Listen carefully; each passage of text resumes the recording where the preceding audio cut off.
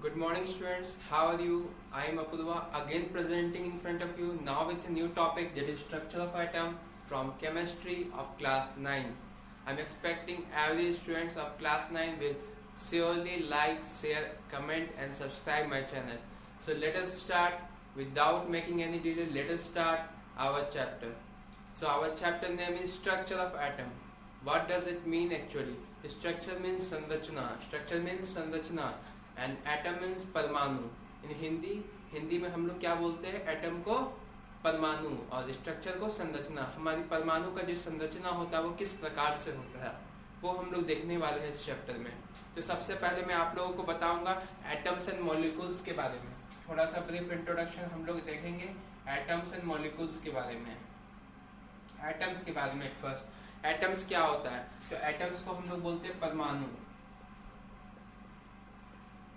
परमाणु भी बोलते हैं। एटम्स को हम लोग परमाणु बोलते हैं। तो परमाणु का अर्थ क्या होता है? कोई भी चीज का सबसे छोटा टुकड़ा।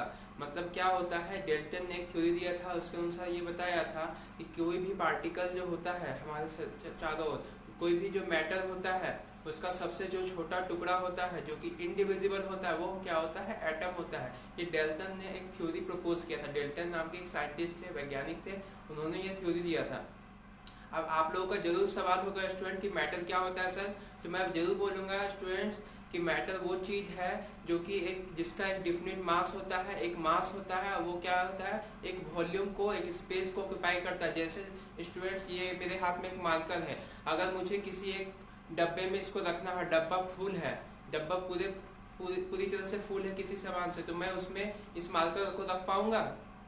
नहीं रख पाऊंगा स्टूडेंट, क्योंकि इसको रखने के लिए हमको क्या चाहिए? स्पेस चाहिए। यानी कि हमारे पास स्पेस उपलब्ध नहीं रहेगा तो मैं इसको नहीं रख पाऊंगा। ऐसा करने का मतलब मैं इसको मैटर बोल सकता हूँ, श्योरली बोल सकता हूँ। इसका कुछ वजन होगा, अगर इसको मैं वेटिंग मशीन में रखूंगा तो इसका कुछ वजन होगा, 50 ग्राम, 25 ग्राम, कुछ भी होगा, 50 ग्राम, 60 ग्राम, कुछ भी होगा। तो इसका मतलब कि क्या है? ये एक मेटल हुआ, ठीक है।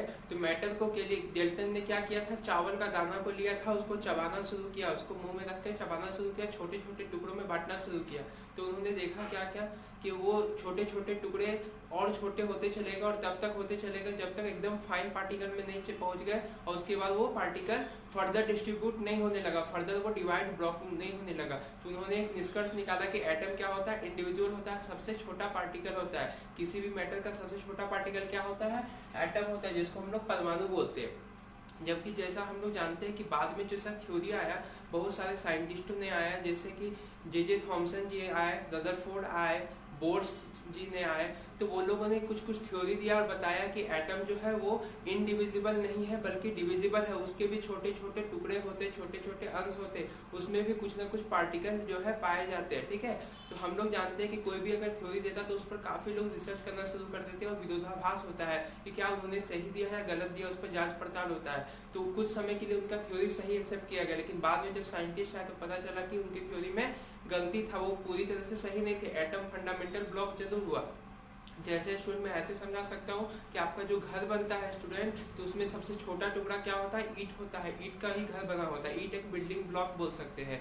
हमारा जो शरीर है वो सेल से बना हुआ है, सेल का वो बिल्डिंग, सेल क्या है? Most fundamental building block of our organic कोई भी लिविंग ऑर्गेनिज्म है उसका मोस्ट फंडामेंटल क्या है? जो आपका यूनिट है वो क्या है? सेल है। उसी तरह बिल्डिंग का क्या होता है? ईटा होता है, ब्रिक जिसको हम लोग बोलते हैं। उसी तरीके से कोई भी मेटल का, कोई भी एलिमेंट का क्या होता है? एटम होता है, ठीक है स्टूडेंट्स। तो आगे अब हम लोग देखेंगे कौन कौन साइंटिस्ट आए और किस चीज का वो डिस्कवरी किए। तो सबसे पहले जो इसमें नाम है वो आता है आपका जे थॉमसन का। सबसे पहले जो नाम आता है वो आता है जे थॉमसन का।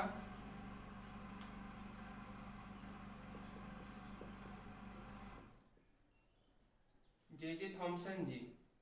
दूसरा जो नाम आता है वो आता है ई गोल्डस्टेन का। और तीसरा स्टूडेंट जो नाम आता है वो आता है जेम्स चैडविक का। James Chadwick students. तो सबसे पहले जे थॉमसन जी ने इलेक्ट्रॉन का आविष्कार किया। किस चीज का? इलेक्ट्रॉन का, जिसको हम लोग शॉर्ट में ईवी लिखते हैं। इन्होंने प्रोटॉन का आविष्कार किया ई गोल्डस्टेन ने, जिसको हम लोग शॉर्ट में पीवी लिखते हैं।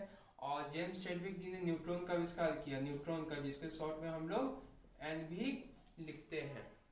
अब इलेक्ट्रॉन में हम बात करें, इलेक्ट्रॉन कैसा है, तो एक निगेटिव चार्ज पार्टिकल है। कैसा है? Negative charge particle.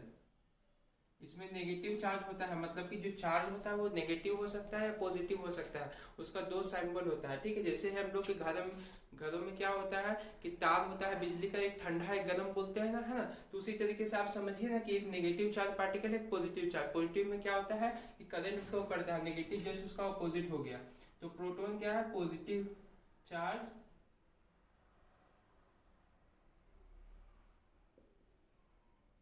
Positive charge particle हो गया। और न्यूट्रॉन क्या हो गया? आपका नाम से ही क्लियर है, वो न्यूट्रल हो गया। क्या हो गया? न्यूट्रल हो गया स्टूडेंट, ठीक है। तो यानी कि हम लोग समझे कि तीन तरह के चीज होते हैं जो कि आपका एटम्स के फर्दर डिवीजन है। एटम्स के अंदर क्या पाया जाता है? ये तीनों चीज पाया जाता है।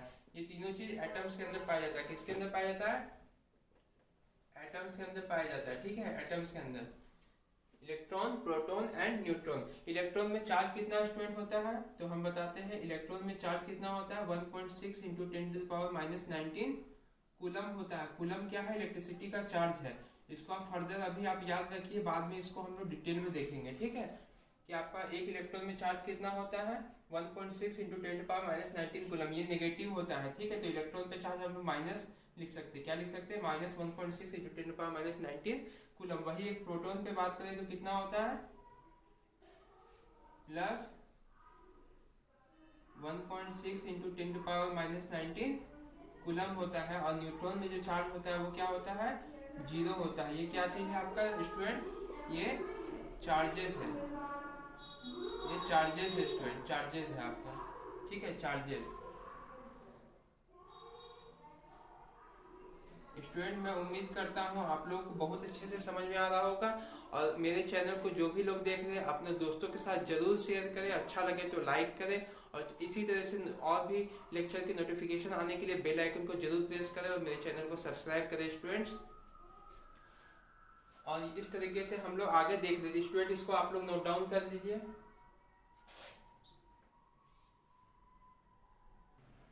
मैं उम्मीद करता हूँ सारे स्टूडेंट ने इसको नोट डाउन कर लिया होगा।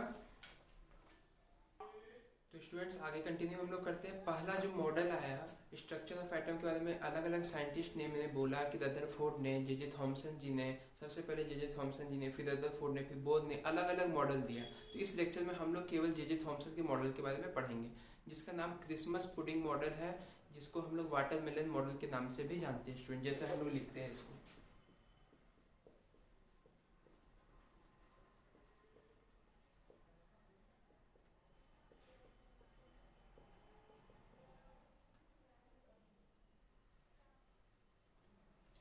पहला नंबर है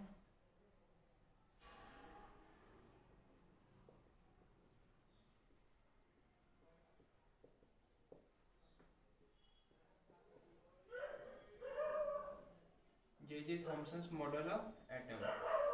इसमें इन्होंने बताया कि जैसे एक वाटरमेलन होता है, वाटरमेलन का कुछ एडिबल पार्ट होता है। वाटरमेलन का क्या होता है? कुछ कुछ एडिबल पार्ट होता है। वाटरमेलन का कुछ एडिबल पार्ट होता है जो चारों ओर होता है, उसको इन्होंने पॉजिटिव स्फीयर मान लिया। क्या मान लिया? Positive sphere. उसको इन्होंने पॉजिटिव स्फीयर मान लिया और बताया कि जो नेगेटिव चार्ज पार्टिकल है, जो इलेक्ट्रॉन है, वो चारों और तरबूज के दाने की तरह, यानी वाटरमेलन में जो सीड होते हैं उसके तरह बीच में बिखरे हुए होते हैं। तो उसको इन्होंने इलेक्ट्रॉन माना, मतलब इसको इन्होंने इलेक्ट्रॉन बोल दिया। क्या बोल दिया? इलेक्ट्रॉन। और इसको पॉजिटिव स्फीयर बोल दिया, ठीक है। इस तरीके से मॉडल किसका था? ये थॉमसन जी का मॉडल था, थॉमसन्स मॉडल, थॉमसन्स मॉडल, ठीक है। लेकिन बाद में इसमें बहुत सारा ड्रॉबैक निकला, ठीक है। ये थ्योरी सही नहीं निकला। बाद में रदरफोर्ड जी ने एक्सपेरिमेंट किया और बहुत सारी खामियां इसमें नजर आई, बहुत सारे ड्रॉबैक डिसएडवांटेज नजर आए। तो आगे जो हम लोग मॉडल पढ़ेंगे वो देखेंगे रदरफोर्ड का, जो कि काफी ज्यादा इंपॉर्टेंट होने वाला है स्टूडेंट, ठीक है। स्टूडेंट आपको इसको नोट डाउन कर लीजिए और कहीं भी डाउट हो तो आप कमेंट सेक्शन पे जरूर पूछिए। और नेक्स्ट लेक्चर किस टॉपिक पे चाहिए आप जरूर अपने कमेंट करके बताएं मुझे। और सब्सक्राइब जरूर करें चैनल को स्टूडेंट्स।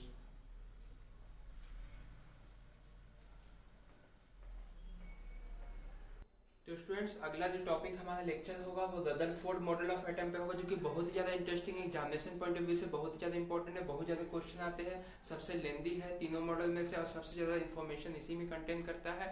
तो इसको हम लोग आने वाले नेक्स्ट लेक्चर में देखेंगे स्टूडेंट। उसको जानने के लिए, और अगर इस लेक्चर में किसी भी तरह का डाउट हो तो आप कमेंट सेक्शन में पूछ सकते हैं, और भी किसी टॉपिक पे अगर आपको लेक्चर चाहिए तो आप डाल सकते हैं कमेंट बॉक्स पे। मैं उसको विदिन 24 आवर लेक्चर बना के अपलोड करने की कोशिश करूंगा स्टूडेंट। और मेरे वीडियो को ध्यान से देखने के लिए धन्यवाद।